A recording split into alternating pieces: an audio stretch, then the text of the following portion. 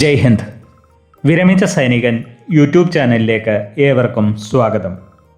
ECHS സംബന്ധിച്ച് ധാരാളം സംശയങ്ങൾ വിമുക്ത ഭടന്മാർക്കും ആശ്രിതർക്കുമുണ്ട്. ECHS റെഫറൽ റൂൾസ് 2026 അനുസരിച്ച് ECHS റെഫറൽ വ്യവസ്ഥകളിൽ ധാരാളം മാറ്റങ്ങൾ വന്നിട്ടുണ്ട്. ഇതിൻ്റെ വിശദാംശങ്ങളാണ് ഈ വീഡിയോയിൽ. ECHS റെഫറൽ റൂൾസ് 2026 അനുസരിച്ച് താഴെ പറയുന്ന സംശയങ്ങൾക്കുള്ള വ്യക്തമായ മറുപടിയാണ് ഇവിടെ വിശദമാക്കുന്നത്. 1. റെഫറൽ എപ്പോഴൊക്കെ ആവശ്യമാണ്. 2. റെഫറൽ ഇല്ലാതെ ചികിത്സ ലഭിക്കുന്ന സാഹചര്യങ്ങൾ. 3. എമർജൻസി അഡ്മിഷൻ നിയമങ്ങൾ. 4. Follow up referral. 5. 180 ദിവസത്തെ ദീർഘകാല റെഫറൽ ആർക്കെല്ലാം ലഭിക്കും. 6. നോൺ എംപാനൽഡ് ഹോസ്പിറ്റലുകളിൽ ചികിത്സയുടെ നിയമങ്ങൾ. 7. റീഇംബേഴ്സ്മെൻറ്റ് ലഭിക്കുന്ന സാഹചര്യങ്ങൾ. 8. സാധാരണ നമ്മൾ ചെയ്യുന്ന തെറ്റുകളും അത് ഒഴിവാക്കാനുള്ള രീതിയും. 9. ECHSൻ്റെ പുതിയ റൂൾ അനുസരിച്ച് വന്നിട്ടുള്ള മാറ്റങ്ങൾ എന്തൊക്കെയാണെന്നും നമുക്ക് മനസ്സിലാക്കാം. ആദ്യമായി നമുക്ക് റെഫറൽ എന്നത് എന്താണെന്ന് നോക്കാം. ECHS പോളിക്ലിനിക്കിലെ മെഡിക്കൽ ഓഫീസർ കൂടുതൽ പരിശോധനയോ ചികിത്സയോ രോഗിക്ക് ആവശ്യമായ ഘട്ടത്തിൽ എംപാനൽഡ് ആശുപത്രിയിലേക്ക് നൽകുന്ന ഔദ്യോഗിക അനുമതിയാണ് റെഫറൽ എന്ന് പറയുന്നത്. ഈ റെഫറൽ എപ്പോഴൊക്കെ ആവശ്യമാണ്? സാധാരണയായി എംപാനൽഡ് ഹോസ്പിറ്റലുകളിൽ OPD സ്പെഷ്യലിസ്റ്റിനെ കൺസൾട്ടേഷൻ ചെയ്യാനായി നമുക്ക് റെഫറൽ ആവശ്യമാണ്. അതുപോലെ തന്നെ CT സ്കാൻ, MRI, എൻഡോസ്കോപ്പി പോലെയുള്ള പ്രത്യേക പരിശോധനകൾക്കും റെഫറൽ ആവശ്യമാണ്. അതുപോലെ തന്നെ ശസ്ത്രക്രിയകൾക്കും ഇത് ആവശ്യമാണ്. എപ്പോഴൊക്കെ റെഫറലിൻ്റെ ആവശ്യം വരുന്നില്ല എന്ന് നോക്കാം. യഥാർത്ഥ മെഡിക്കൽ എമർജൻസിയിൽ അടുത്ത അനുയോജ്യമായ ആശുപത്രിയിൽ നമുക്ക് നേരിട്ട് പോകാൻ സാധിക്കും. ആ സമയത്ത് നമുക്ക് റെഫറലിൻ്റെ ആവശ്യമില്ല. എന്നാൽ തുടർന്ന് ECHS നടപടിക്രമങ്ങൾ പാലിച്ച് പോളിക്ലിനിക്കിനെ ഇത് അറിയിക്കേണ്ടത് നമ്മുടെ കടമയാണ്. അതുപോലെ തന്നെ ഫോളോ അപ്പ് റെഫറൽ എന്നത് ദീർഘകാല ചികിത്സകൾക്ക്, ഉദാഹരണത്തിന് ഡയാലിസിസ്, ക്യാൻസർ സംബന്ധിച്ച് അതുപോലെയുള്ള ECHS SOP അനുസരിച്ചുള്ള ദീർഘകാല ചികിത്സകൾക്കായി ഫോളോ അപ്പ് റെഫറൽ അനുവദിക്കുന്നതാണ്.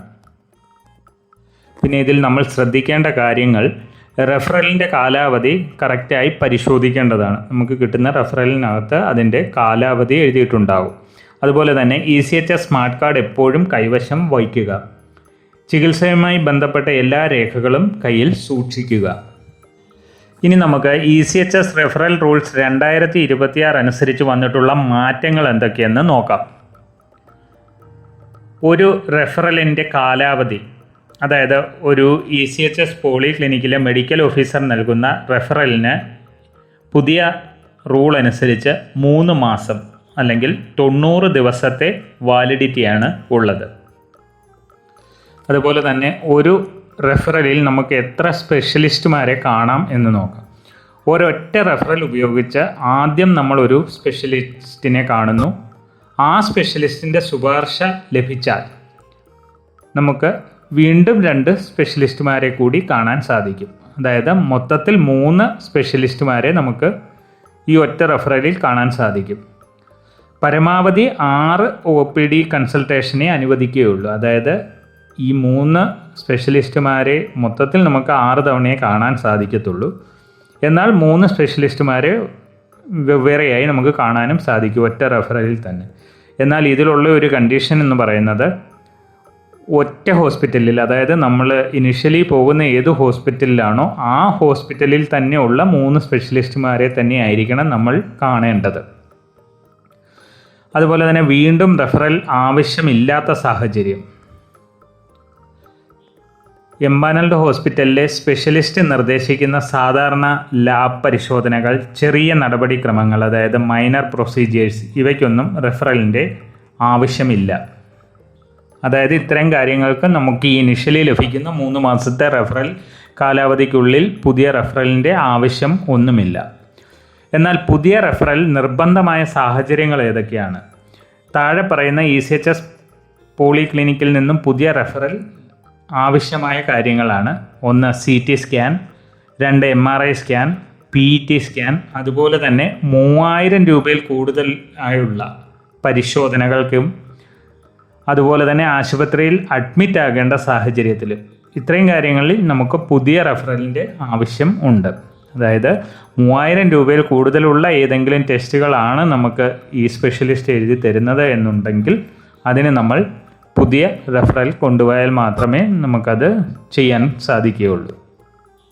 അതുപോലെ തന്നെ എമർജൻസി സമയത്തുള്ള ചികിത്സ, യഥാർത്ഥ മെഡിക്കൽ എമർജൻസി സിറ്റുവേഷനുകളിൽ റെഫറൽ ഇല്ലാതെ തന്നെ നമുക്ക് അടുത്ത അനുയോജ്യമായ ആശുപത്രിയിൽ പോകാൻ സാധിക്കും. പിന്നീട് ECHS നടപടിക്രമങ്ങൾ പാലിച്ച് പോളിക്ലിനിക്കിനെ കാര്യങ്ങൾ അറിയിക്കണം എന്ന് മാത്രമേ ഉള്ളൂ. അതുപോലെ തന്നെ 70 വയസ്സും അതിൽ കൂടുതലുമുള്ള ഗുണഭോക്താക്കൾ, 70 വയസ്സും അതിൽ കൂടുതലുമുള്ള ECHS ഗുണഭോക്താക്കൾക്ക് ചില OPD കൺസൾട്ടേഷൻസ്, അതുപോലെ തന്നെ ടെസ്റ്റ്, ഇൻവെസ്റ്റിഗേഷൻ എന്നിവയ്ക്ക് റെഫറൽ നിയമങ്ങളിൽ പ്രത്യേക ഇളവുകൾ നൽകിയിട്ടുണ്ട്. എന്നാൽ ആശുപത്രി അഡ്മിഷൻ ആവശ്യമായാൽ ECHS നടപടിക്രമങ്ങൾ ബാധകമാണ്. അതായത് 70 വയസ്സുള്ള ഒരാൾക്ക് എമർജൻസി അല്ലാതെ തന്നെ OPD കൺസൾട്ടേഷന് റെഫറൽ മേടിക്കേണ്ട ആവശ്യമില്ല. ഡയറക്റ്റ് എംപാനൽഡ് ഹോസ്പിറ്റലിൽ പോയി കാര്യങ്ങൾ ചെയ്യാവുന്നതാണ്. അതുപോലെ തന്നെ ടെസ്റ്റുകൾക്കും ഈ 3000 രൂപയിൽ കൂടുതലുള്ള ടെസ്റ്റുകൾക്കും അവർക്ക് പ്രത്യേക റെഫറൽ വാങ്ങിക്കാതെ തന്നെ കാര്യങ്ങൾ ചെയ്യാവുന്നതാണ്. എന്നാൽ ആശുപത്രിയിൽ അഡ്മിഷൻ വരുമ്പോൾ ECHS നടപടിക്രമങ്ങൾ അനുസരിച്ച് അഡ്മിറ്റ് ആവുകയുള്ളൂ. എന്നാൽ അതും എമർജൻസിയിലാണെന്നുണ്ടെങ്കിൽ ഡയറക്റ്റ് അഡ്മിറ്റ് ആയതിനു ശേഷം ഈ ഹോസ്പിറ്റലിലുള്ള ECHS വിങ് തന്നെ ഡയറക്റ്റ് നമ്മുടെ ECHS പോളിക്ലിനിക്കിൽ കാര്യങ്ങൾ അറിയിച്ച് അവർ അതിൻ്റെ സാങ്ഷൻ മേടിച്ചുകൊള്ളും. അതായത് നമ്മൾ പ്രധാനമായി അറിഞ്ഞിരിക്കേണ്ടത്, പുതിയ നിയമം അനുസരിച്ച് നമ്മൾക്ക് ലഭിക്കുന്ന റെഫറലിന് 3 മാസത്തെ വാലിഡിറ്റിയാണുള്ളത്. നമുക്ക് ആ ഒറ്റ റെഫറലിൽ തന്നെ ഒരു ഹോസ്പിറ്റലിൽ തന്നെയുള്ള 3 സ്പെഷ്യലിസ്റ്റുകളെ നമുക്ക് മാറി മാറി കാണാൻ സാധിക്കും. മൊത്തത്തിൽ 6 തവണ മാത്രമേ ഈ ഒറ്റ റെഫറലിൽ നമുക്ക് 3 മാസത്തിനുള്ളിൽ കാണാൻ സാധിക്കുകയുള്ളൂ. ഈ 3 മാസത്തിനുള്ളിൽ തന്നെ നമ്മൾ 6 തവണ കാണുകയാണെങ്കിൽ പിന്നീട് പുതിയ റെഫറൽ ഇതിനിടയിൽ തന്നെ നമ്മൾ വാങ്ങിക്കേണ്ടതായിട്ട് വരും. അതുപോലെ 70 വയസ്സ് കഴിഞ്ഞവർക്ക് റെഫറൽ ഇല്ലാതെ തന്നെ ഡയറക്റ്റ് പോയി OPDയിൽ നമുക്ക് സ്പെഷ്യലിസ്റ്റിനെ കാണാൻ സാധിക്കും. അതുപോലെ തന്നെ നോർമലായിട്ടുള്ള ടെസ്റ്റുകളും കാര്യങ്ങളുമെല്ലാം അതിൽ തന്നെ നമുക്ക് ചെയ്യാൻ സാധിക്കും. എന്നാൽ അഡ്മിഷൻ ആവശ്യമാണ് എന്നുണ്ടെങ്കിൽ ECHS ത്രൂ തന്നെ നമ്മൾ ചെയ്യേണ്ടതായിട്ടുണ്ട്. എന്നാൽ എമർജൻസിയിലാണെങ്കിൽ അഡ്മിറ്റ് ആയതിനു ശേഷം ഹോസ്പിറ്റലിലുള്ള ECHS വിങ് തന്നെ കാര്യങ്ങളെല്ലാം ചെയ്യുന്നതായിരിക്കും. വീഡിയോ ഇഷ്ടപ്പെട്ടാൽ ലൈക്കും സബ്സ്ക്രൈബും ചെയ്യുക, സുഹൃത്തുക്കൾക്ക് ഷെയർ ചെയ്യുക. മറ്റൊരു വീഡിയോയിൽ വീണ്ടും കാണാം. ജയ് ഹിന്ദ്, വന്ദേ മാതരം.